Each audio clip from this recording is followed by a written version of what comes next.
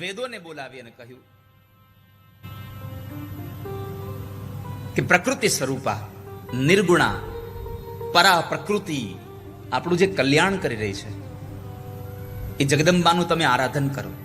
હે વેદો, તમે માની સ્તુતિ કરો. તમે માં જગદંબાનું આરાધન કર્યા.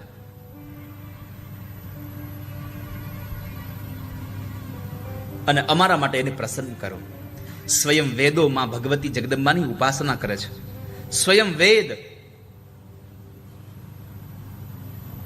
માં જગદંબાને પ્રાર્થના કરે. ન દેવાના મધ્યે ભગવતી તવાનંત વિભવમ વિજાનાત્યે કોપી ત્વમિહ ભુવનૈકાસી જનની કથમ મિથ્યા વિશ્વમ સકલમપી ચૈકારચયસી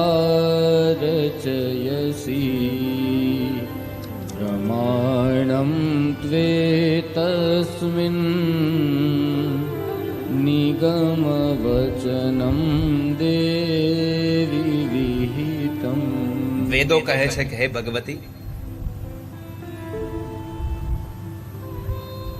તમારા વૈભવને જાણી શકવા માટે આ દેવતામાં કોણ સમર્થ છે? કોઈ નહીં. તમે એકમાત્ર વિશ્વની માતા છો. તમે એકલાએ થઈ અને આખા આ મિથ્યા એવા જગતની રચના કરી છે. સંપૂર્ણ મિથ્યા જગતની રચના તમે કરી છે. કેવા કરવા વાળા છો? હે માં, કથમ મિથ્યા વિશ્વમ સકલમપી ચૈકા રચયસી. સર્જન કેમ કરો છો? અમે તમને પ્રાર્થના કરીએ હે દેવી,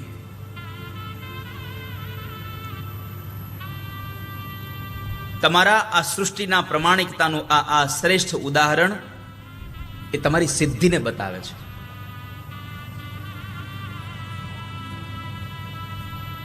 આ સૃષ્ટિનું ઉત્પાદન, સૃષ્ટિની ઉત્પત્તિ કરી છે તમે, એ તમારા કાર્યની પ્રમાણિકતા બતાવે છે. માં, અમે તમને પ્રાર્થના કરીએ છીએ.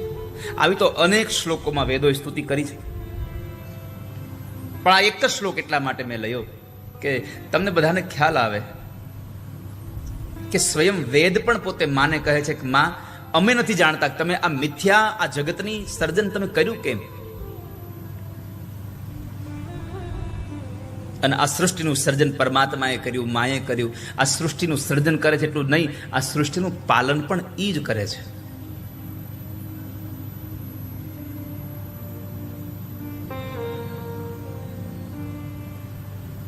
એટલે તો એને પાલની પણ કહી છે. સૃષ્ટૌ સર્ગ રૂપા ચ પાલન. માં સ્વયં પોતે આ જગતનું પાલન કરે છે. અને એ જ માં સમયાંતરે શિવને આજ્ઞા કરી અને આપણને બધાને પાછી ફરી પાછા બોલાવી લે છે.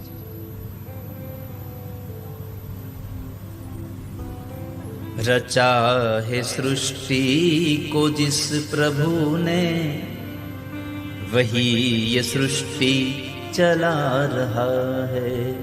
रचा है सृष्टि को जिस प्रभु ने वही सृष्टि चला रहा. રચા હે સૃષ્ટિ કો जिस પ્રભુ ને. જેણે જેણે આ સૃષ્ટિનું સર્જન કર્યું છે એ જેને ચલાવે છે. આપણે કશું નથી કરતા.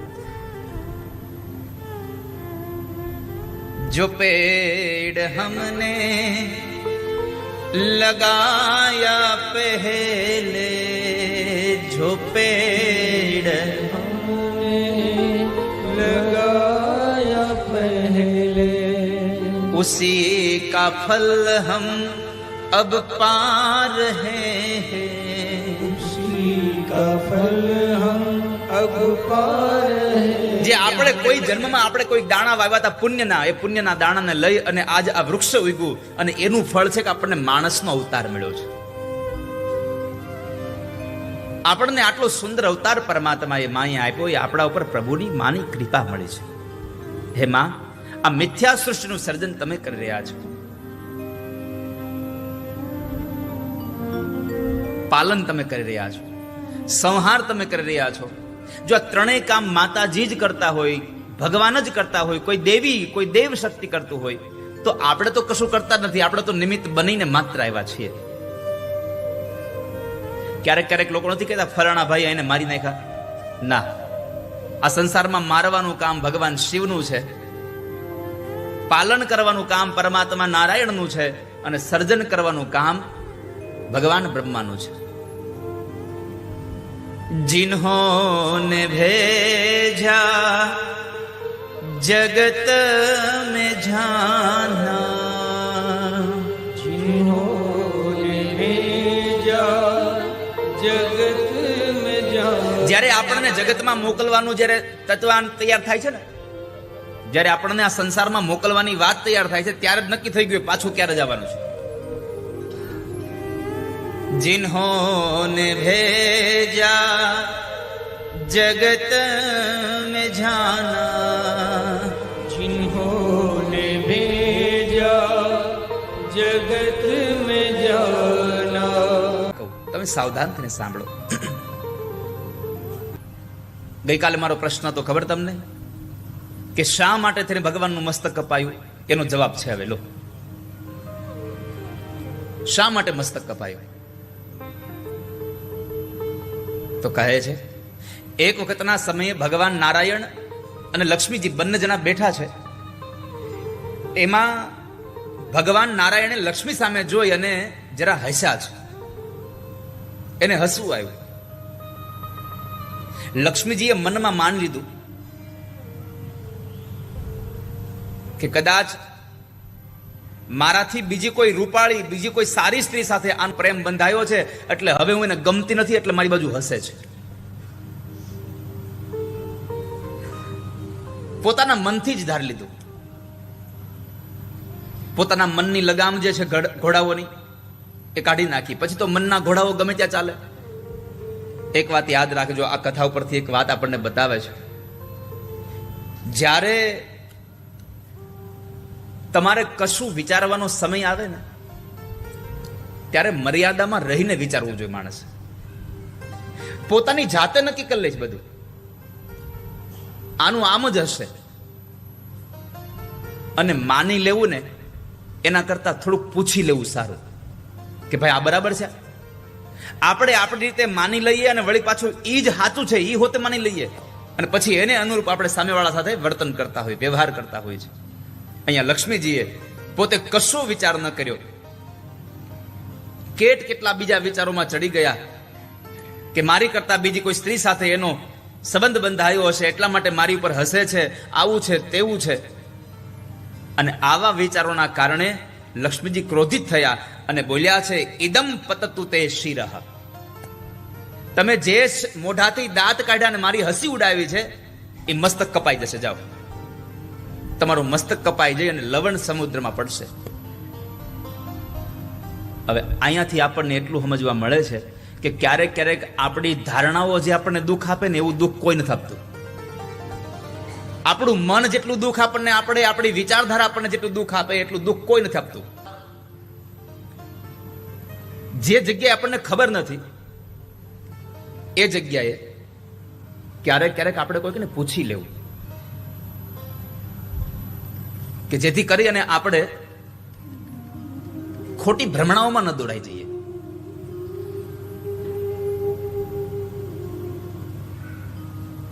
ખોટી માન્યતાઓમાં ન જોડાઈ જઈએ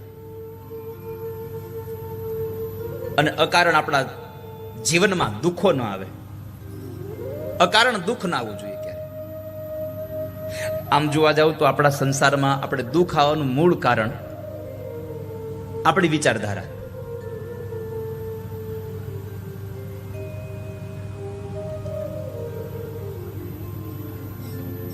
લક્ષ્મીજીના એ શાપને લઈ અને ભગવાન નારાયણનું મસ્તક કપાય છે. પણ આ મસ્તક કપાયું એનું પણ પાછળનું કારણ છે. મેં હમણાં કહ્યું કે કોઈ પણ વસ્તુની પાછળ કોઈનું કારણ હોય છે.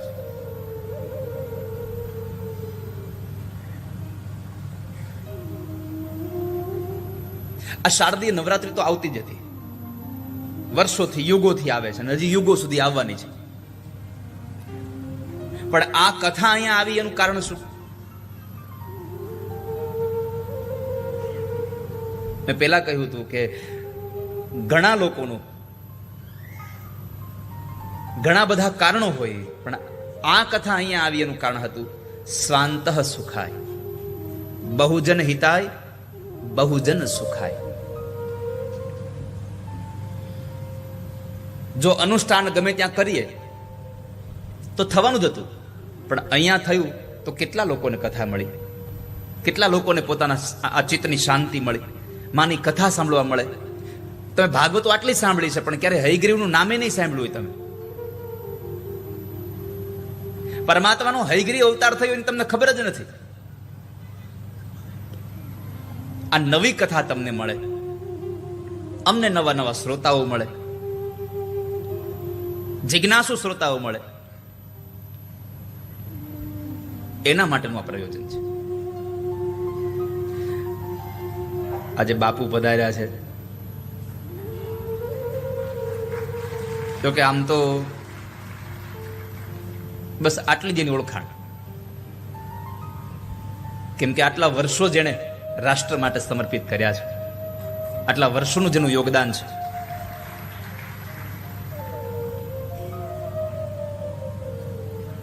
અને નિવૃત્ત થયા પછી પણ ફરી પાછા પ્રવૃત્ત રહી છે, એનો આપણને બધાને વિશેષ આનંદ છે. નહીં તો માણસ નિવૃત્તિમાં પ્રવૃત્ત થાય, પણ પ્રવૃત્તિમાં પાછો નિવૃત્ત ન થાય, નિવૃત્તિમાં નિવૃત્ત ન થાય. ક્યારે? સુખદેવજી મહારાજ માટે શબ્દ વપરાયો છે, આ સંસારમાં પ્રવૃત્ત માણસ નિવૃત્ત બને, પણ સુખદેવજી મહારાજ તો નિવૃત્તિમાં પણ નિવૃત્ત બન્યા છે.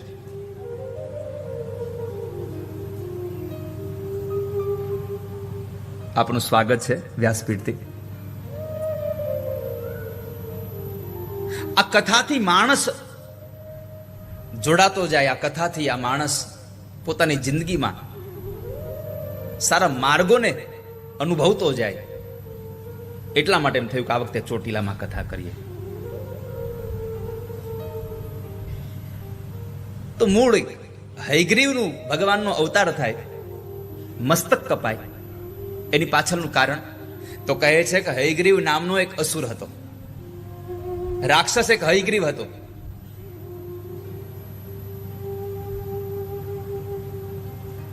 અને એ હયગ્રીવ નામના રાક્ષસો બોલો માતાજીની ઉપાસના કરે. એને તપશ્ચર્યા કરી. માતાજીનો એકાક્ષરી મંત્ર છે રીમ, માયાબીજ મંત્ર છે.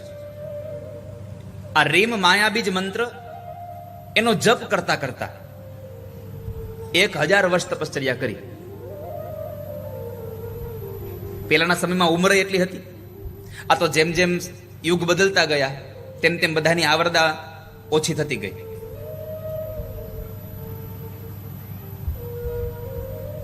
તો હયગ્રીવ નામના દાનવે 1000 વર્ષ સુધી માયાબીજ મંત્રનો જપ કર્યો, તપશ્ચર્યા કરી, અને એને લઈને માં જગદંબા પ્રગટ થયા. રાક્ષસને કહ્યું દાનવને કે તારે જે જોતું હોય તે માંગી લે. હવે તમને બધાને ખબર છે કે દાનવો પેલું વેલું શું માગે? શું માગે પેલું વેલું? હું મરું નહીં એવું વરદાન આપો. હિરણ્યકશિપુ પાસે બ્રહ્માજી પ્રસન્ન થયા, બ્રહ્માને શું કીધું? મરું નહીં એવું વરદાન આપો. મહિષાસુર પાસે પ્રસન્ન થયા બ્રહ્માજી, તો કે હું મરું નહીં એવું વરદાન આપો. બધાને મરવું નથી એવું જ વરદાન જોઈએ છે. જુઓ, એક વાક્ય બહુ સત્ય છે, જાતસ્ય હિ ધ્રુવ મૃત્યુ. આ સંસારમાં જે જન્મે છે એ મરે છે, એમાં સંશય જ નથી. મરે છે પાછો જન્મે છે એવું નક્કી ન હોય, કારણ કે અહીંયાથી કર્મ કરીને જેવો ગયો એવી રીતે નિર્ણય થાય. સારા કર્મ કરીને ગયો હોય તો ભગવાન મુક્તિ પણ આપી દે, અને જો કોઈ કર્મનું ભાથું બાંધ્યું, આ સંસાર, આ સૃષ્ટિ જ આપણા માટે ક્યારેક ક્યારેક નર્ક સમાન બને છે અને આ સૃષ્ટિ જ ક્યારેક ક્યારેક આપણા માટે સ્વર્ગ સમાન બને છે.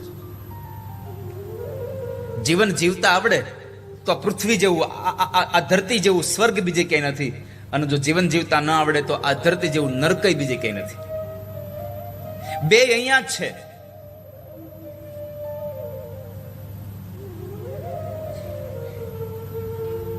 નર્કમાં એટલી યાતનાઓ થાય છે, સ્વર્ગમાં એટલું સુખ મળે છે. હવે તમે સમજો કે અહીંયા કંઈ પણ પ્રયત્ન કર્યા વગર અનાયાસે તમને આટલી મોટી કથા મળી, તો હવે આ માતાજીની કથામાં બેઠા છો, આનાથી મોટું સ્વર્ગ તમને બીજી દુનિયામાં ક્યાં મળે? આ તમારા કર્મનું ફળ મળી રહ્યું તમને.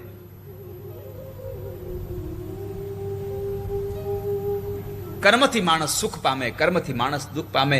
કર્મણા જાયતે જંતુ કર્મણેવ વિલિયતે, સુખમ દુઃખમ ભયમ ક્ષેમમ કર્મણેવાભિપદ્યતે.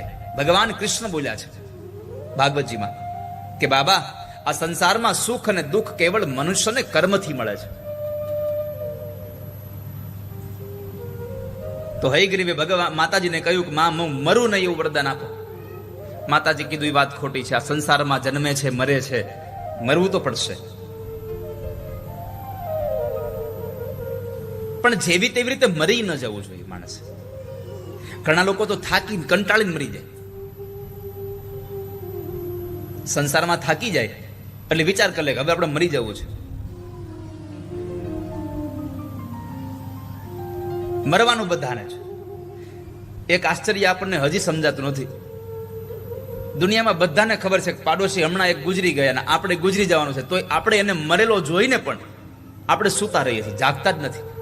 જાગવાનો અર્થ એ નથી પથારીમાંથી. માણસ વિચારોથી જાગતો નથી કે મારે શું કરવું જોઈએ. પણ આ મૃત્યુની વાત આલે છે તો મારે તમને કહેવું છે, જિંદગી ભરપૂર જીવી લો. જિંદગી એવી જીવો કે તમારું મરણ પણ તમારો ઉત્સવ બની જાય, મૃત્યુ આપણું મહોત્સવ બની જાય.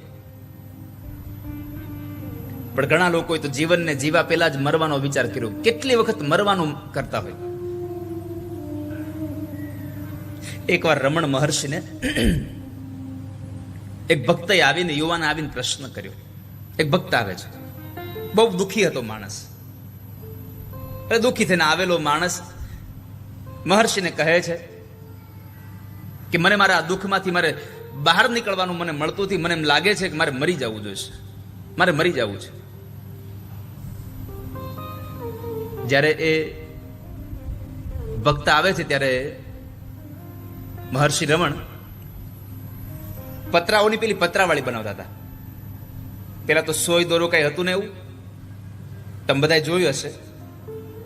સૂકા પાંદડાની સળીઓથી ગૂંથેલી એ પતરાવાળી, એ પતરાળી તૈયાર કરતા હતા. પેલો માણસ કહે છે કે મારે સંસારમાં થાકી ગયો છું, મારે મરી જવું છે.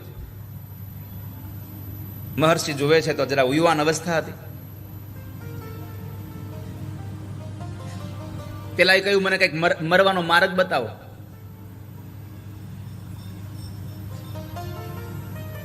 મહર્ષિ કીધું એક કામ કર, આ 3 પતરાવાળી તું પેલા ઉકળે નાખતો પછી હું તને એનો માર્ગ બતાવું. બોલો માણસ આશ્ચર્યમાં પડી ગયો. એક ક્ષણના વિરામ પછી બોલ્યો છે કે તમે આ પતરાવાળી ઉકળે નાખવાનું કરો છો? તમે કેટલી મહેનતથી બનાવી છે અને હજી આને વાપરી તો છે નહીં, તમે આનો ઉપયોગ તો કર્યો નથી અને તોય તમારે આને ઉકળે નાખી દેવી છે? આ યોગ્ય નથી વાત. અને ત્યારે મહર્ષિ રમણે કહ્યું કે હું તને એ જ સમજાવવા માંગુ છું કે મારી આ પતરાવાળી વગર ઉપયોગ કર્યા વગર જો તને ઉકળે નાખવાની પણ તને ઈચ્છા નથી થતી, તો તે જીવનનો હજી ઉપયોગ કર્યો છે જ ક્યાં? એની પેલા તારે મરી શું કામ જવું છે? હજી જીવનનો સદુપયોગ કરી લે. ખાલી જીવન જીવવામાં અહીંયા ખાવા પીવા માટે નથી. આ જીવન આપણું કેવલ આપણને સુખ આપે એના માટે નથી. આ જીવન એવું જીવાવું જોઈએ કે આપણી આસપાસના લોકોને સુખી કરતું હોવું જોઈએ, આપણી નજીકના લોકોને સુખી કરતું હોવું જોઈએ.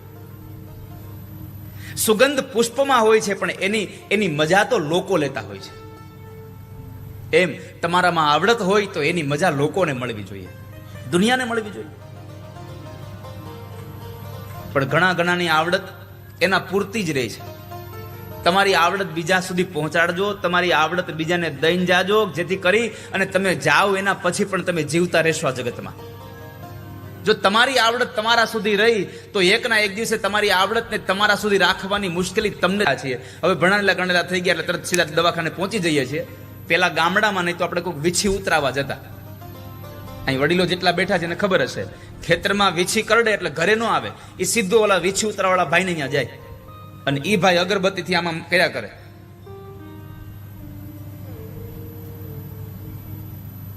એમાં એક વખત એક માણસે પૂછ્યું ઓલા વીછી ઉતારવાળા ભાઈને કે તમે આ મંત્ર શું બોલો?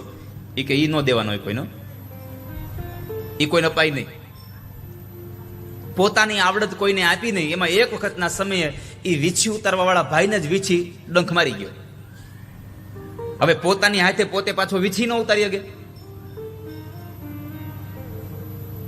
મારે તો આટલી વાત સાથે કદાચ તમને એટલું જ કહેવું છે કે જે માણસ આખા ગામના વીછીનું ઝેર ઉતારતો તો એનું ઝેર કોઈ ઉતારવા વાળું ન મળ્યું. કારણ એને બીજાને શીખડાવ્યું જ નહીં, પોતે જ દુઃખી થઈ અને મર્યો.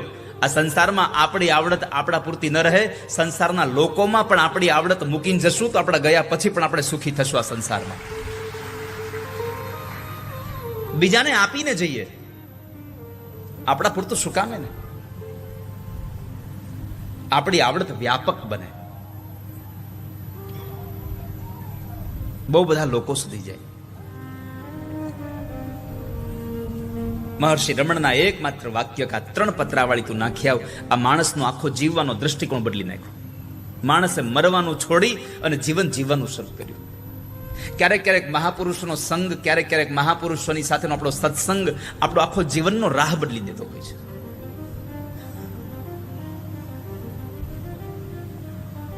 માતાજીએ હયગ્રીવને કીધું તારે મરવું તો પડશે જ, એમાં નહીં ચાલે. મર્યા વગરનું તારું કશું ચાલવાનું નથી.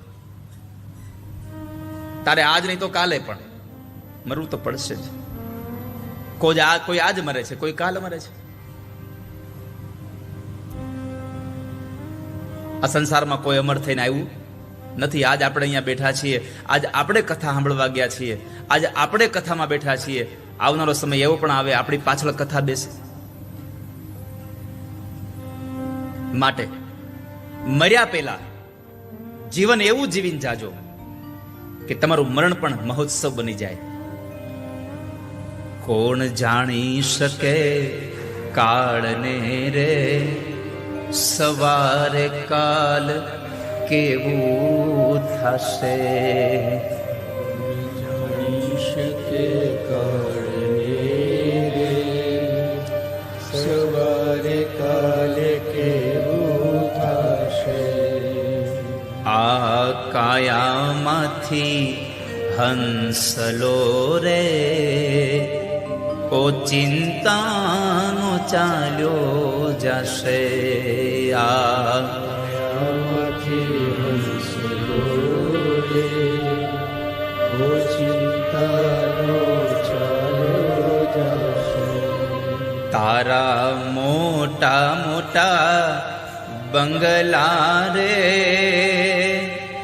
મોટર ને ગાડી વાળી. તારા મોટા મોટા બંગલા રે, મોટર ને ગાડી વાળી. બધી માયા મૂડી મેલીને ખાલી હાથ જાવું પડશે. બધી માયા મૂડી મેલીને ખાલી હાથે જવું પડશે. કોણ જાણી શકે કાળને રે, સવારે કાલ કેવું થશે. કોણ જાણી શકે કાળને રે, સવારે કાલ કેવું થશે. આ સંસારમાં કાલ હવારે કેવું થશે એની કાંઈ ખબર નથી. આવતીકાલની ખબર જ નથી આપણને. અને તોય આપણે એમ કહેતા હોય આજ નહીં કાલે જવું છે, આવતીકાલે કથામાં જવું છે. કાલ ઉપર ન છોડશો, બધું આજે કરી લો. કાલ કરે સો આજ કર, આજ કરે સો અબ. સારો વિચાર આવે છે તો આજ જ પૂરો કરી લો. કાલ સવારનો સૂર્ય ઉદય થવાનો છે, એમાં કાંઈ મિનમેખ નથી, કોઈ શંકા નથી. પણ કાલ સવારનો સૂર્ય ઉદય આપણે જોશું કે નહીં એની આપણને ખબર નથી. આ કાયામાંથી હંસલો ઓચિંતાનો ઉડી જશે. ઘણા લોકો સારા તહેવારની, સારા દિવસની રાહ જોતા હોય કે આ દિવસે આપણે સારું કામ કરવું છે. એક સૂત્ર તમને આપી દઉં. સારું કામ કરવા માટે કોઈ સમય ખરાબ નથી. સારું કામ કરવા માટે કોઈ સમય ખરાબ નથી, અને ખરાબ કામ કરવા માટે કોઈ મુહૂર્ત સારું નથી. હાટુ 11 ની રાહ જોઈ, ક્યારે 11 આવશે. હરિદ્વાર જવા હાટુ આપણે અધિક મહિનાની રાહ જોઈ કે અધિક મહિનો આવે તો પુરુષોત્તમ માસમાં નાવા જવું છે. અરે પુરુષોત્તમ માસ તો દર વખતે આવવાનો છે, પણ આપણે હશું કે નહીં કોને ખબર. એટલે જ્યારે પણ હરિદ્વાર જવા મળે ને ત્યારે વયું જવું, ગંગાજીમાં નાય આવું. અને એમાંય તમને તો આ ઘર બેઠા ગંગા આવી છે.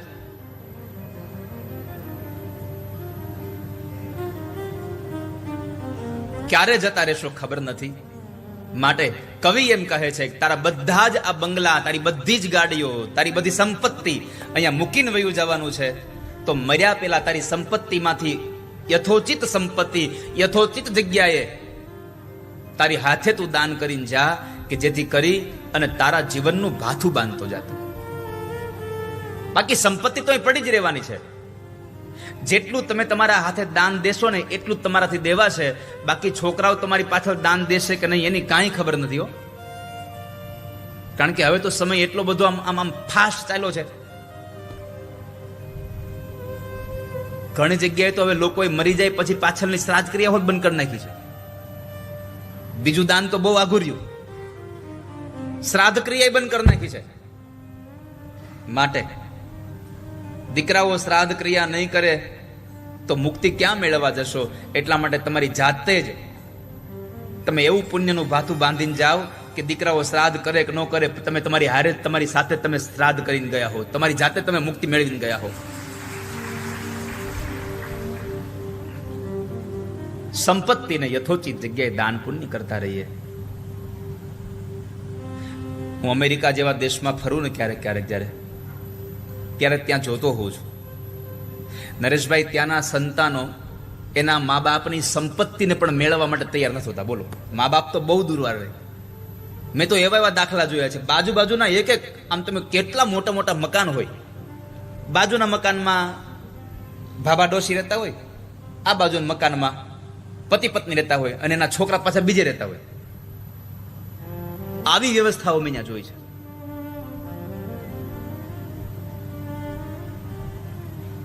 ક્યારેક તો મને એવી માહિતી ત્યાંથી મળે કે અમુક વ્યક્તિએ પોતાની સંપત્તિ એના ઘરમાં રહેલા કૂતરાના નામે કરી હોય, અને પછી કૂતરો મરી જાય પછી સંપત્તિ સરકારમાં વહી જાય.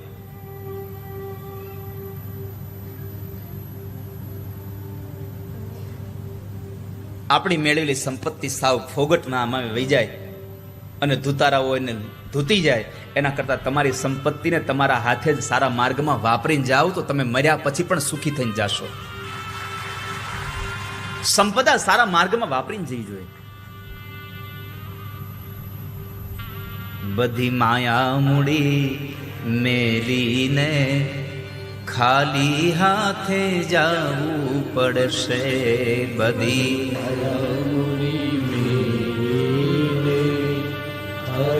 હાથે જવું પડશે. ભગવાને આટલો સરસ દેહ આપ્યો, પણ આ દેહને કોઈ ઘરમાં રાખવો નથી.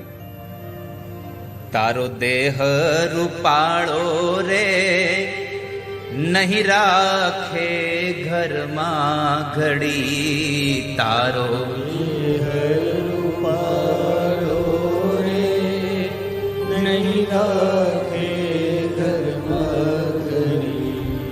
તારા સગાને સંબંધી રે થોડા દીમાં ભૂલી જશે. તારા સગાને સંબંધી ધીરે થોડા દિનમાં ભૂલી તારા સગા અને સંબંધીઓ તને થોડા દિવસમાં ભૂલી જવાના છે. માટે તું આ સંસારમાં કાયમ માટે જીવતો રહે એવું કામ કરતો જા.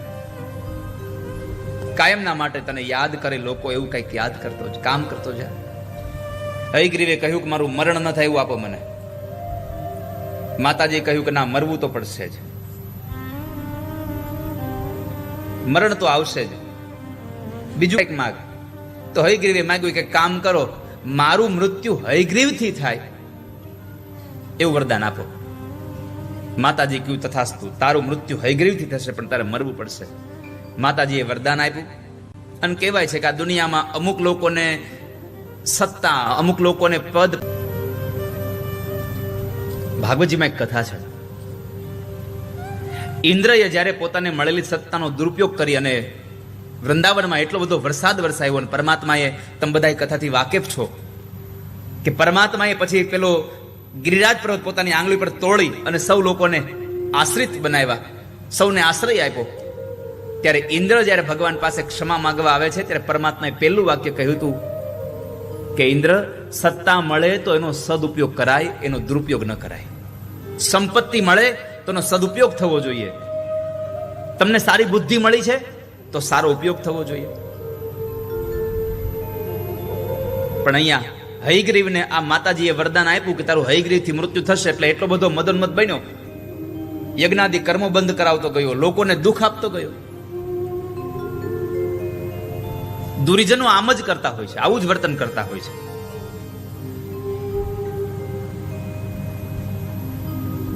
અને એ સમયે માતાજીએ કહ્યું કે હે વેદો, આ વિષ્ણુનું મસ્તક કપાયું એની પાછળનું કારણ એ છે કે મેં હયગ્રીવને વરદાન આપ્યું હતું કે તારું મૃત્યુ હયગ્રીવથી જ થશે. અને આજે એનો પાપાચાર આ જગતમાં બહુ વધ્યો છે, એટલે ભગવાન નારાયણને હયગ્રીવ અવતાર લેવડાવવા માટે થઈ અને મેં જ લક્ષ્મીજી દ્વારા શ્રાપ અપાયો. એનું મસ્તક કપાવવાની ક્રિયા પણ મેં જ નિર્માણ કરી. અને આજે એનું મસ્તક કપાયું. પછી વિશ્વકર્માને આજ્ઞા આપી કે હે વિશ્વકર્મા, તમે આમને હયગ્રીવનું મસ્તક લગાડો, ઘોડાનું મસ્તક લગાડો. વિશ્વકર્માએ એક મસ્તક ઘોડાનું કાપી અને ભગવાનના ધડ સાથે જોડ્યું, અને એમાં ચેતના આવી, એમાં પ્રાણ આવ્યો. અને એ સમય પરમાત્માનો હયગ્રીવ અવતાર થયો. ભગવાનનો હયગ્રીવ અવતાર થવાની કથા હયગ્રીવને મારવા માટે છે. પરમાત્માનો અવતાર થયો. હયગ્રીવ અવતારમાં આવેલા પ્રભુએ ઘણા સમય પછી યુદ્ધની અંદર હયગ્રીવ સાથે ઘણા લાંબા સમય સુધી યુદ્ધ કર્યું. અને અંતે પરમાત્માએ એ યુદ્ધ ભૂમિમાં હયગ્રીવને માર્યો છે. પરમાત્માએ હયગ્રીવનો ઉદ્ધાર કર્યો.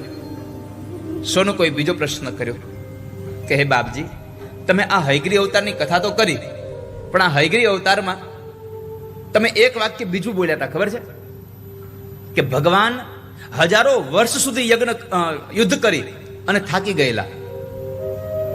પરમાત્માએ હજારો વર્ષ યુદ્ધ કર્યું હતું. 5 વર્ષ સહસ્ત્રાણી, 5000 વર્ષ સુધી ભગવાને યુદ્ધ કર્યું. તો પરમાત્મા આ થાકેલા હતા, એ યુદ્ધ કોની સાથે કર્યું? અને જેની સાથે યુદ્ધ કર્યું એ હતા કોણ? એનો પ્રાદુર્ભાવ ક્યાં થયો? એનો જન્મ ક્યાં થયો? આ બધી કથા અમને વિસ્તારથી બતાવો. એવા સમયે શૌનકાદિક ઋષિ મુનિઓનો પ્રશ્ન સાંભળી સુત નામના મહાપુરાણી કહે છે કે સાંભળો શૌનકો, તમારો પ્રશ્ન શ્રેષ્ઠ છે અને તમારા જેવા જિજ્ઞાસુ મને શ્રોતાઓ મળ્યા એનો મને વિશેષ આનંદ છે. પરીક્ષિત મહારાજે જો પ્રશ્ન ન કર્યા હોત તો આટલું મોટું ભાગવત આપણને સુખદેવના મોઢેમાંથી સાંભળવા મળ્યું ન હોત. વ્યાસજીએ લખ્યું બરાબર છે, પણ આટલું મોટું સાંભળવા ન મળ્યું હોત. મામ અતિપ્રાક્ષી એ ઋષિઓને બહુ બધા પ્રશ્ન કરતી હતી. અને ત્યારે સંતોએ, ઋષિઓએ કહ્યું કે આટલા બધા પ્રશ્ન ન કરીશ, જેટલા લોકો વધારે પ્રશ્ન કરે છે એની બુદ્ધિ વધારે બગડતી જાય છે. ઘણા લોકોના તો પ્રશ્નો જ એટલા હોય કે એનો જવાબ આપણે જવાબ માટે માંગીએ ને તો આપણા જવાબમાંથી પાછો બીજો પ્રશ્ન ઉભો કરે. અહીંયા શૌનકોએ એ જ કર્યું છે. સૂત નામના મહાપુરાણી એક કથા કરે, એમાં એકાદું વાક્ય બોલાઈ ગયું હોય તો એ પકડી રાખે હો, કે આવું કહ્યું તું સૂત નામના પુરાણીએ. એટલે પ્રશ્ન કર્યો, બાપજી તમે એમ કહ્યું તું કે ભગવાન સમતળ પૃથ્વી પર સૂતા, પણ એ વર્ષો સુધી યુદ્ધ કરીને થાકેલા હતા, તો એને કોની સાથે યુદ્ધ કર્યું હતું, અને જેની સાથે યુદ્ધ કર્યું હતા કોણ, અને જે કોઈ હતા એ ઉત્પન્ન ક્યાં થયા હતા, એ અમને કથા કહો. આ અસુરો કેમ જન્મ્યા અને ભગવાન દ્વારા એનો વધ કેમ થયો, એની કથા કહો. સૂત નામના મહાપુરાણી રાજી થયા. મૂર્ખેણ સહ સંયોગો વિષાદપી સુદૂરજરઃ વિઘ્નેન સહ સંયોગઃ સુધારસ સમઃ સ્મૃતઃ. સુતજી કહે છે કે સારું થયું તમારા જેવાનો મને સંગ થયો, બાકી મૂર્ખાનો સંગ થાય તો એમાં તો ઝઘડો જ ઉત્પન્ન થાય. મૂર્ખેણ સહ સંયોગ વિષાદપી દુર્જરઃ. મૂર્ખાનો સંગ કરવો એના કરતા ઝેર પી લેવું સારું.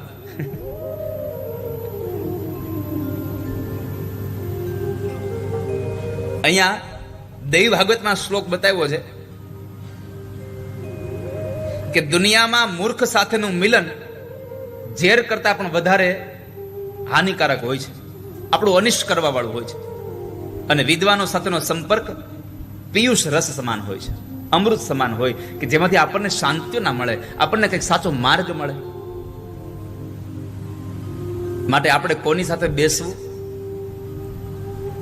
એનો પણ ખ્યાલ રાખવો જોઈએ. મૂર્ખની હારે મૂર્ખ મળે તો એમાં કઈ સારી વાત ન હોય. એક મૂર્ખો ને એક સજ્જન મળે તો એમાં માથાકૂટ થાય, પણ બે સજ્જન મળે તો એમાં નવનીત નીકળતું જાય.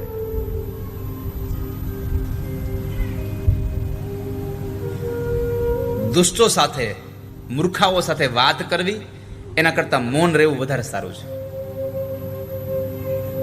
ક્યારેક નહીં બોલવામાં પણ મજા છે. અમુકની સાથે બોલીને આપણું સમય બરબાદ થાય, આપણી વાણી વેડફાઈ જાય. કારણ કે મૂર્ખાઓનો એક સ્વભાવ હોય છે, એ વાત ઓછી કરે, દલીલ વધારે કરે. આનું આમ કેમ થયું મેહુલભાઈ, આનું આમ કેમ થયું? મૂર્ખાઓ વાતો ઓછી કરે, દલીલ વધારે કરે.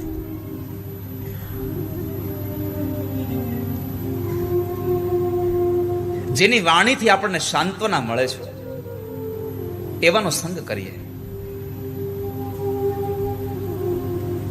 આપણને એમ થાય કે આ માણસ મૂર્ખો છે, તો આપણી પાસે રહેલી સારી વસ્તુ પણ એમને આપી ન દેવી.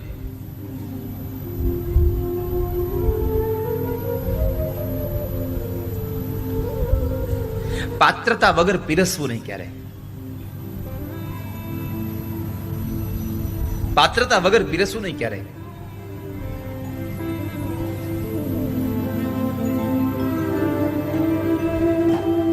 પછી ગમે તેટલો મોટો ભૂપ કેમ ન હોય,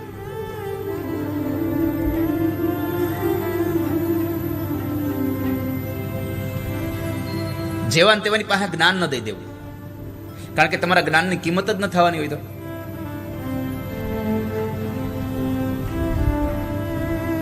જે અધિકારી હોય, જે તમારી વાતને સમજી શકે એમ છે, તમારી વાતમાંથી પોતે કંઈક પોતાના જીવનમાં ઉતારી શકે એમ છે, એને આપવું કઈ. બાકી તો સમજીને ચૂપ રહેવું. માં ગંગા સતીએ પોતાના પુત્ર વધુને એક વાત કહી છે, શબ્દો બહુ સારા છે. પુત્રનિયાગળ વસ્તુ ન ભોરીએ પાનવા. પેલો શબ્દ વાપરી દો, કુપાત્રની આગળ વસ્તુ ન વાવી જોઈએ, એને બોરીએ નહીં ક્યારે. તમે વિચાર તો કરો, યુનિવર્સિટીમાં ભણવા ગયા એને આવા હારા શબ્દો લખ્યા. યુનિવર્સિટીમાં ભણવા ગયા એને નકરી શાયરીઓ લખી. તમે જુઓ, વધારે ભણે શાયરીઓ બહુ લખે. પછી અને આ ગામડામાં અભણ, ક્યાંય ભણવા ન ગયા છતાં યુનિવર્સિટીમાં આજ એનું ભણતર થાય છે.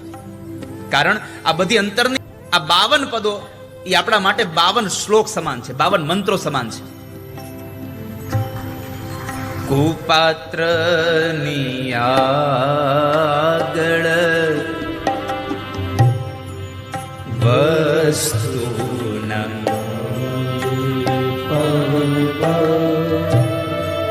સમજીને રહીએ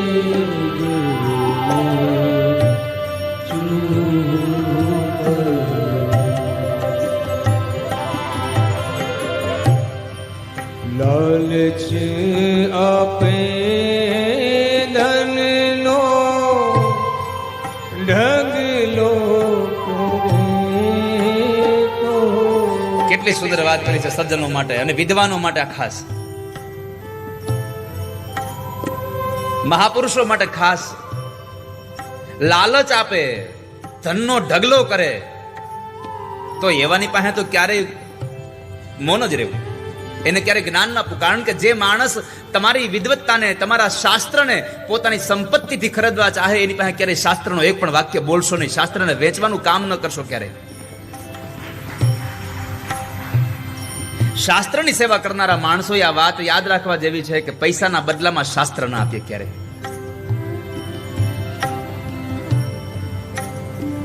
વડોદરામાં એક કાલિદાસજી મહારાજ હતા, અને જ્યારે વડોદરા ખાલી કરવાની વાત આવી, વિસ્તારને ખાલી કરવાની વાત આવી, અને કહેવામાં આવ્યું કે તમારે આ ઘરમાંથી જે ચીજ તમારે જોતી લઈ લો, તમારી સંપત્તિ તમારે જોતી તો લઈ લો. અને ત્યારે માણસે પોતાની સાચી સંપત્તિ વેદ અને ભાગવત અને માથા ઉપર નીકળ્યા હતા કે મારી સાચી સંપત્તિ આ છે, બીજી વસ્તુ ન લીધી. જે માણસને પૈસાનો અહંકાર હોય, જેને સંપત્તિનો અહંકાર છે, જેની સત્તાનો અહંકાર છે, અને એ અહંકારના નામ ઉપર તમારી પાસેથી શાસ્ત્રને કંઈક માગવા માંગે છે, તો એ શાસ્ત્રને આપશો નહીં. કુપાત્રની આગળ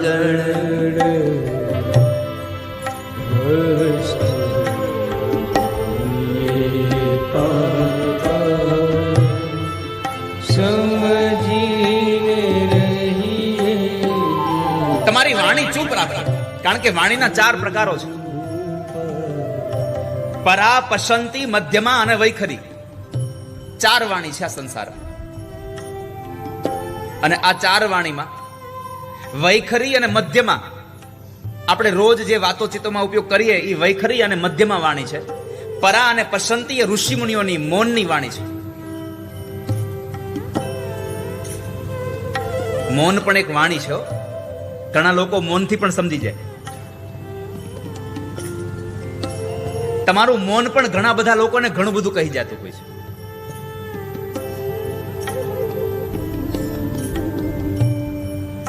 લાલચ આપે ને, લાલચ આપે ને ધનનો ઢગલો કરે તો ભલે હોય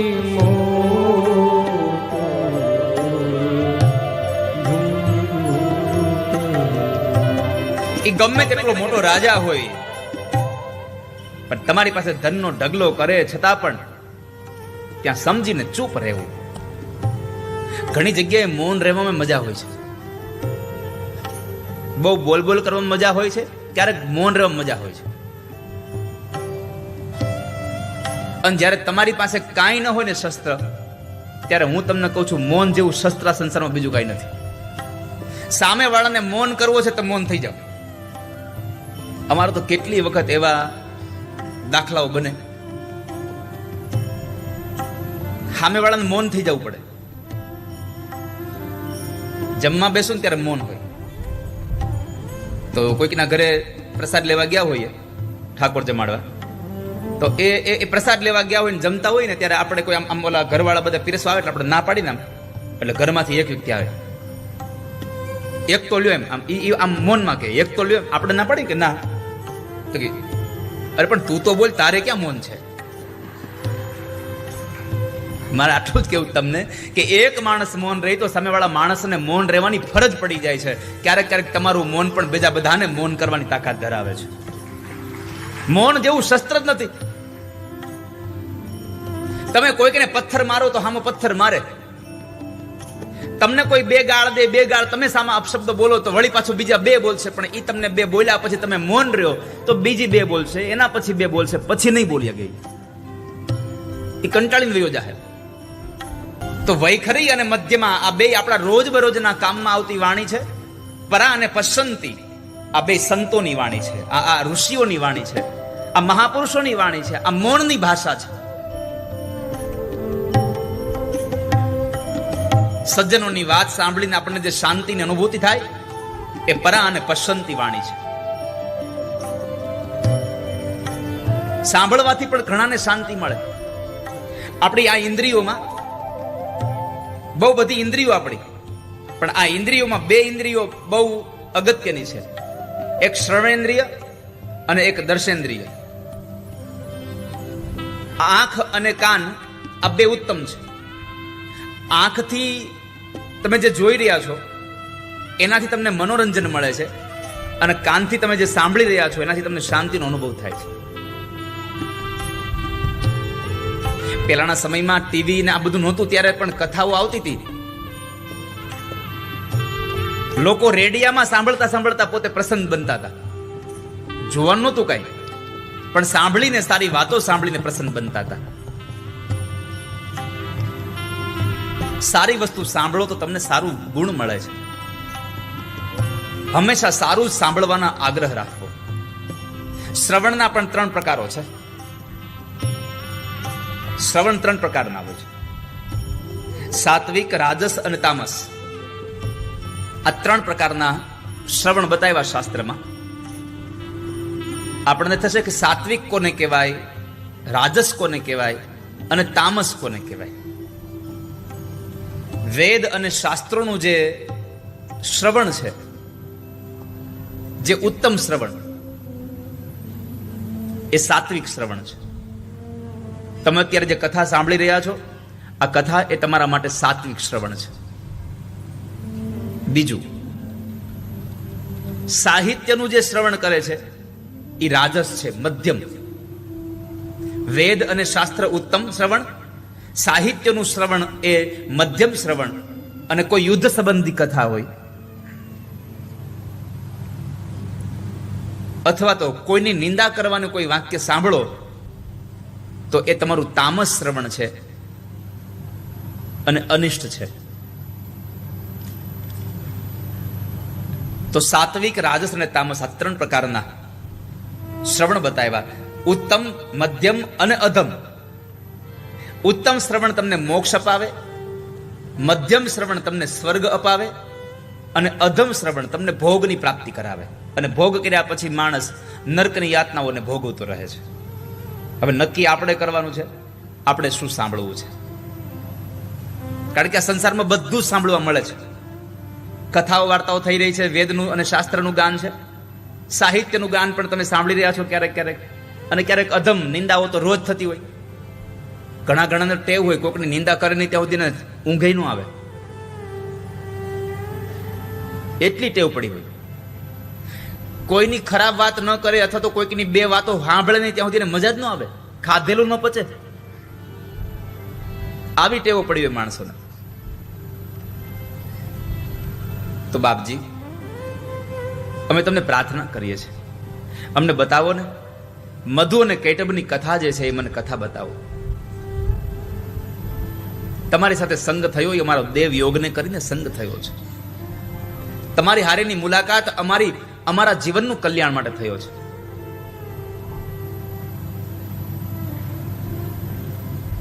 માટે તમને પ્રાર્થના કરીએ છીએ, સાંભળો. પૂર્વકાળમાં જ્યારે ભગવાન આ 3 લોક જ્યારે પ્રણય અવસ્થામાં હતા, પ્રલય અવસ્થામાં હતા, અને એ પ્રલય અવસ્થામાં ભગવાન શેષનારાયણ શૈયામાં જ્યારે સૂતા છે, એના કાનમાંથી મેલ પડે છે. ચારે બાજુ અગાધ જળ છે, અને એ મેલની અંદર મધુ અને કેટબનું ઉત્પત્તિ થઈ રહી છે. ભગવાનના કાનમાંથી નીકળેલા મેલમાંથી મધુ અને કેટબ નામના 2 અસુરો પ્રગટ થયા છે. મહાસાગરમાં અનેક વખતે વધવા લાગ્યા. અને અસુરોને માં પાર્વતીનું વરદાન છે કે જન્મતાની સાથે વધતા જશે. તરત મોટા થવા લાગે છે. બંને જણા મોટા થયા. સમય વ્યતીત થયો. એક વખત મધુ અને કેટબ બંને ભાઈઓ વિચાર કરે છે કે આપણી ઉત્પત્તિ ક્યાંથી, આપણા મા બાપ કોણ, આપણને અહીંયા કોણ લઈ આવ્યું છે? આપણને તો બેમાંથી એકને કશી ખબર નથી. બે ભાઈઓ જ્યારે આવી વાતો કરતા હતા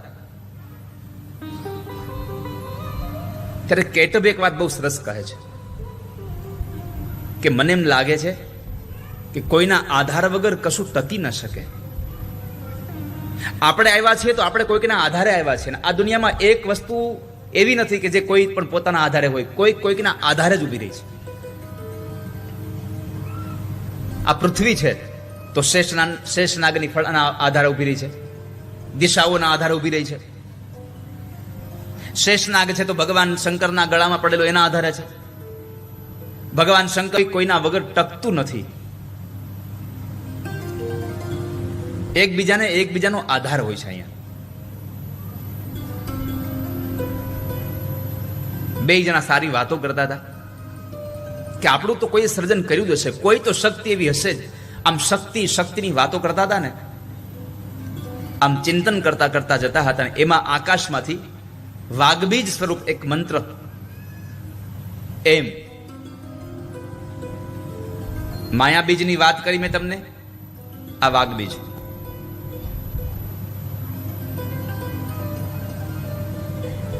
રીમ છે એ માયાબીજ છે, એમ છે એ વાઘબીજ છે, અને ક્લીમ છે એ કામબીજ છે. એમ, રીમ અને ક્લીમ આ ત્રણેય એકાક્ષરી મંત્ર છે માતાજીના. આ ત્રણેયમાંથી જેની પણ તમે ઉપાસના કરો, જેની પણ આરાધના કરો,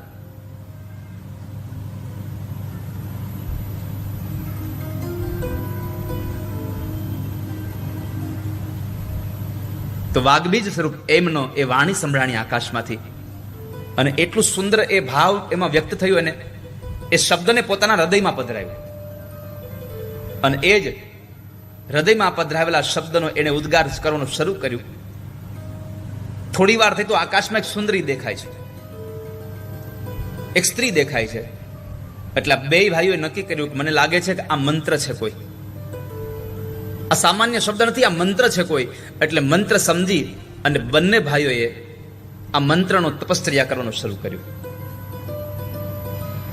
પણ સજ્જનો અને દુર્જનોની તપશ્ચર્યામાં એટલો ફેર હોય છે કે સજ્જનો તપશ્ચર્યા કરી અને કોઈકનું સારું કરવા માટે કોઈ તપ કરતા હોય છે, અને દુર્જનો તપ કરી અને પ્રતિષ્ઠા મેળવે, પદ મેળવે, તપ કરી અને બળ મેળવે, અને ઈ બળથી બીજા લોકોને દુખી કરતા હોય છે.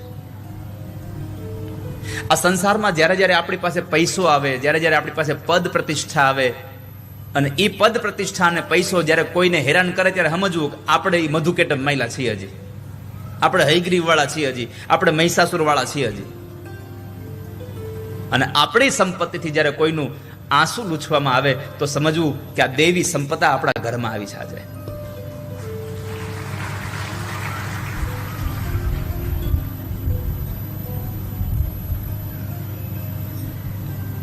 સંસારમાં આ એમ બીજ મંત્રને, વાઘબીજ મંત્રને લઈ અને આ બંને ભાઈઓ એની તપશ્ચર્યા કરવા લાગ્યા. અને તપશ્ચર્યામાં એને બધું જ ત્યાગી દીધું છે,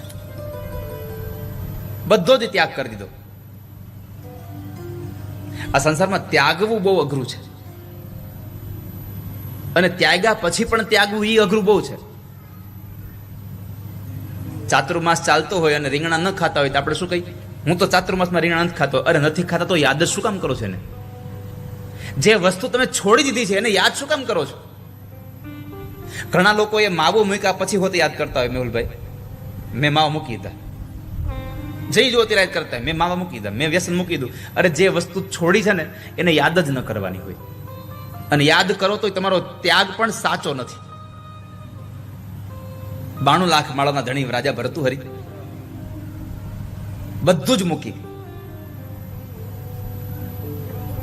અને એકવાર સ્મશાનમાં રહી અને તપ કરે. કેટલો નિયમ રાખ્યો કે કોઈ માણસનું મૃત્યુ થાય અને એના શબને જ્યારે બાળવા માટે આવે ત્યારે જે પાણીનો ઘડો અને પેલી ખીચડીનો વાટકો લઈને આવે એમાંથી રસોઈ બનાવીને ખાવું ને ત્યારે પાણી પીવું, બાકીના જ્યાં સુધી કોઈનું મરણ ન થાય ત્યાં સુધી રાહ જોવી. આવું ત્યાગ કર્યો. 92 લાખ માળો તો મૂકી દો, બધું મૂકી દો. એમાં બરાબર ભગવાન શિવ અને માં પાર્વતી બરાબર ચાલતા ચાલતા નીકળ્યા અને પાર્વતીએ જોયું કે ઓહો, આટલો મોટો રાજાને આટલો ત્યાગ કરીને આ સ્મશાનમાં રહી છે. તો માતાજી કહ્યું, પ્રભુ આ દુનિયામાં મને એમ લાગે છે કે આના જેવો ત્યાગી કોઈ નહીં હોય. એક કામ કરો ને, એને પ્રમાણપત્ર આપી દો. ભગવાને કીધું પ્રમાણપત્ર આપવામાં ઉતાવળ ન કરે, અને એમાં ખાસ કરીને ત્યાગનું પ્રમાણપત્ર આપવામાં તો ઉતાવળ કરાય જ નહીં. અરે પણ શું તમે વાત કરો છો, આ કેટલો મોટો ત્યાગી છે. ભગવાને કીધું એમ ન હોય, થોડા દિવસ ખમો. 2-3 મહિનાનો સમય વ્યતીત થઈ ગયો, કોઈનું મરણ નથી થયું ને એમાં બરાબર 3 મહિના પછી એક માણસનું મૃત્યુ થયું. ડાઘુ હોય એને બાળી અને ગરજતા રહ્યા. અને આ ભરતોહરી મહારાજે સ્મશાનની અંદર ખીચડી બનાવી અને જમવા બેસે એવા સમયે ભગવાન શિવ અને પાર્વતી ભિક્ષુકના રેપમાં આવે અને ભગવાને કહ્યું કે ભાઈ ભૂખ બહુ લાગી છે, જમવાનું આપશો કઈ? તરત જ પરમાત્માએ ભરતુરી રાજાએ પોતાના હાથમાં રહેલું એક ખીચડીનું પાત્ર હાથમાં કોળ્યો હતો એ મૂકી દઈ અને પાત્ર આપી દીધું, લ્યો તમે ખાઈ લો. ભવાનીએ તરત જોયું સામે ભગવાનનું કે હવે આ 3 મહિનાથી ભૂખ્યો હતો ને ખીચડી તમને આપી દી, હવે તો પ્રમાણપત્ર આપો. ભગવાને કીધું ઉતાવળ ન કરાય. ભગવાને કીધું કે હે ભાઈ તમે જમાડ્યા પણ પાણી નહીં પીવડાવો. પાણીનું પાત્ર હાથમાં હતું, ભગવાન આપી દીધું. ભગવાને પાણી પીધું, જાણી જોઈ અને ચાય કરીને હાથ ધોવામાં ઢોળ નાખ્યું પાણી. માતાજીએ જરાક આમ ત્રાહી નજરે જોયું કે હવે કઈ કેવું છે કે આપી દેવું છે. ભગવાને કીધું છેલ્લી વાર. પરમાત્માએ કીધું છેલ્લી વાર હવે. અને ભગવાન શિવે કહ્યું ભાઈ ધન્ય છે હો, તમે ભૂખ્યા હતા પણ અમને જોઈને તમે અનાજ આપી દીધું, ખીચડી આપી દીધી. અમે પાણી માંગ્યું તો પાણી આપી દીધું. ધન્ય છે તમારા ત્યાગને, ધન્ય છે તમારા ત્યાગને, તમે ખીચડીને પાણી અમને આપી દીધું. આવું 2-4 વખત ભગવાને કીધું ને તરત ભરતુરી બોલ્યા કે આ ખીચડીને પાણી શું વિશાળ છે. એમ આપણા બધાનું આવું છે, મૂકી દઈએ પણ ભૂલીએ નહીં. ત્યાગ એવો હોવો જોઈએ કે માણસ મૂકે પછી એને યાદ જ ન કરે. અને આ સંસારમાં ત્યાગે સ્વાગે, જે ત્યાગ કરે છે આગળ આગળ જતો રહે છે. જીવનમાં ક્યારેય પણ બહુ બધા લોકોનું સારું થતું હોય તો ઘણી બધી વસ્તુ છોડી દેવી. એક સુભાષિત છે, ત્યજેદેકમ કુલસ્યાર્થે ગ્રામસ્યાર્થે કુલમ ત્યજેત ગ્રામમ જનપદાસ્યાર્થે સ્વાત્માર્થે પૃથ્વીમ ત્યજેત. ત્યજેદેકમ કુલસ્યાર્થે, તમારા કુટુંબનું કોઈ એક માણસ ખરાબ કરનારો હોય તો આખા કુટુંબે ભેગા મળીને એ એક માણસને છોડ દેવો. આખા કુળનું ખરાબ કરનારો કોઈ હોય તો એને એકને છોડ દેવો, કુળનું સારું થતું હોય તો. બીજું, આખા ગામનું સારું થતું હોય તો એકાદા પરિવારને છોડવો પડે તો છોડ દેવો. ત્યજેદેકમ કુલસ્યાર્થે ગ્રામસ્યાર્થે કુલમ ત્યજેત. ગામનું સારું થતું હોય તો એક કુટુંબને છોડ દેવું. રાજ્યનું સારું થતું હોય તો એક ગામને છોડ દેવું. પણ તમારે તમારા આત્માનું જો સારું કરવું હોય તો આખી પૃથ્વીને છોડ દેવી. એના સિવાય તમારું કલ્યાણ નહીં થાય ક્યારે. છોડી દેવાનો અર્થ એવું નથી કે આ મૂકીને વયું જવું, પણ જે થઈ રહ્યું એને જે જગ્યાએ જે વસ્તુ થઈ રહી છે એની જગ્યાએ બરાબર થઈ રહી છે. આપણે એમાં કઈ માથું મારવું નહીં. દીકરાની વહુ આવી જાય પછી સાસુમાં દીકરાની વહુને જેમ ઘરમાં કામ કરવું એમ કરે. આપણે કઈ માથું ન મારી તો સમજવું હવે આપણે આપણું કલ્યાણ કરવાનું ચાલુ કર્યું છે. જો કે અહીંના તો સાસુ બધા સારા છે, વહુને કઈ કહેતા જ નથી. અને વહુ એટલા હારા છે કે હાહુ કઈ કહી તો ચાખી લેતા નથી. એને એને એને એને સાસુપણાનો એટલો બધો આમ આમ આમ આમ ધૂણ આવી હોય ને, એ જ્યાં સુધી એની વહુને ખીજાઈ ન જાય ને ત્યાં સુધી મજા જ ના આવે. એ ટક ન કરે તો હાહુ નહીં. પેલા સમયમાં તો કેટલા બેનો ડરતા હતા. લગ્ન કરવા યોગ્યની ઉંમર થાય એટલે તરત બધા સગા સંબંધીઓ આડોશી પાડોશી તરત જ દીકરીને આશીર્વાદ શું આપે, અમે ભગવાનને પ્રાર્થના કરશું કે તને હાહુ હારી મળે. પેલા હાહુની રંજાડ બહુ હતી. પેલા સાસુ સારી મળે એના માટે વહુ બધી પ્રાર્થના કરતી હતી, હવે હાહુ પ્રાર્થના કરે છે.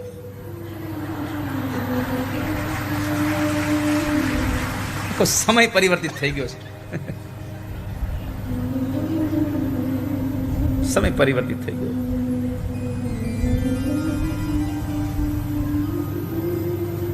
એટલે આનો અર્થ એવો ન સમજશો કે હાહુ પણ વયું ગયું છે. હજી ક્યાંક ક્યાંક દેખાય, અમને દેખાય.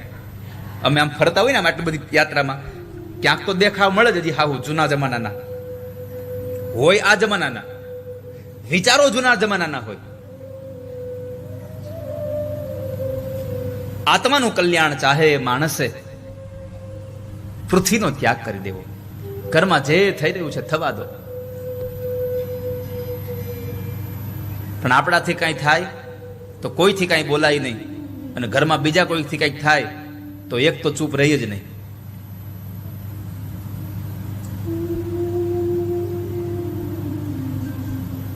આ બારગામના સાસુ ને વહુની વાત છે.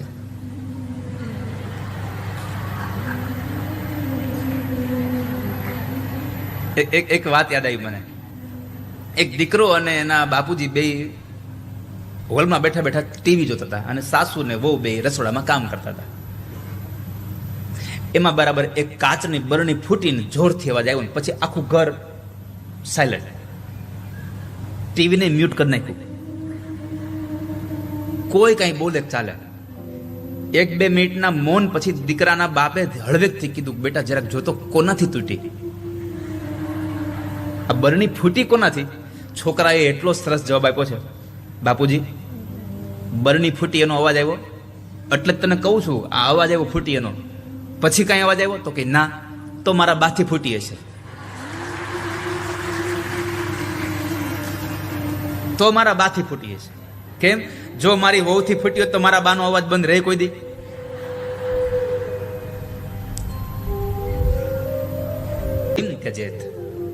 પોતાનું કલ્યાણ કરવા ઈચ્છતા હોવ તો બધું છોડી દેવું જોઈએ માણસે.